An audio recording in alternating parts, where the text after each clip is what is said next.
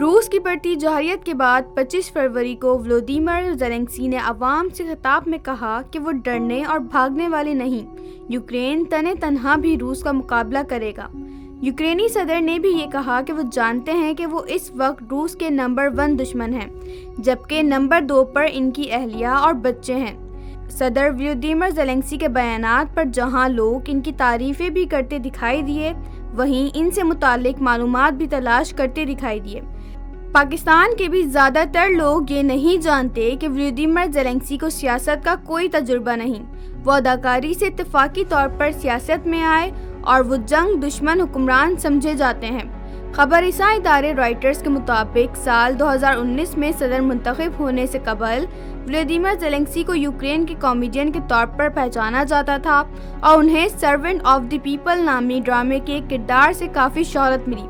انہوں نے 2014 سے 2019 تک نشر ہونے والے سرونٹ آف دی پیپل میں ایک ایماندار استاد کا کردار ادا کیا، جو بعد میں ملک کے صدر بن جانے کے بعد کرپٹ سیاستدانوں کا سخت احتجاج کرتے ہیں۔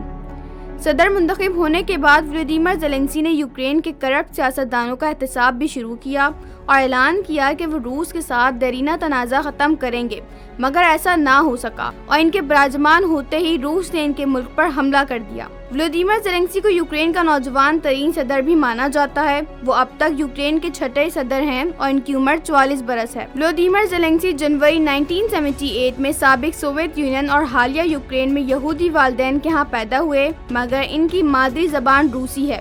یوکرین ماضی میں سوویت یونین کا حصہ تھا، مگر 1991 میں بکھرنے کے بعد دیگر 2 درجن ممالک کی طرح یوکرین بھی آزاد ملک بنا اور سوویت یونین صرف روس تک محدود ہو گیا۔ سیاست اور سفارتکاری کی چالاکیوں سے ناواقف ولودیمر زیلنسکی کی کوشش بھی رہی کہ ان کا ملک کسی طرح یورپین یونین اور فوجی اتحاد نیٹو کا حصہ بھی ہو جائے، مگر ان کی اسی خواہش نے بھی روس کو ان کے ملک پر حملہ کرنے کا ایک جواز پیش کیا۔ ولودیمر زیلنسکی نے 2003 میں اولانا کیاشیوکو سے شادی کی اور ان کے 2 بچے بھی ہیں۔ روسی جارحیت اور حملوں کے باوجود ولودیمر زیلنسکی پر اعتماد دکھائی دیتے ہیں اور وہ بار بار کہتے سنائی دیتے ہیں کہ اگر یورپ اور امریکہ ان کے ملک کا ساتھ نہ بھی دے تو وہ بھی تنے تنہا روس کا مقابلہ کریں گے، اور یہ کہ وہ اس وقت روس کے لیے سب سے بڑے دشمن ہیں۔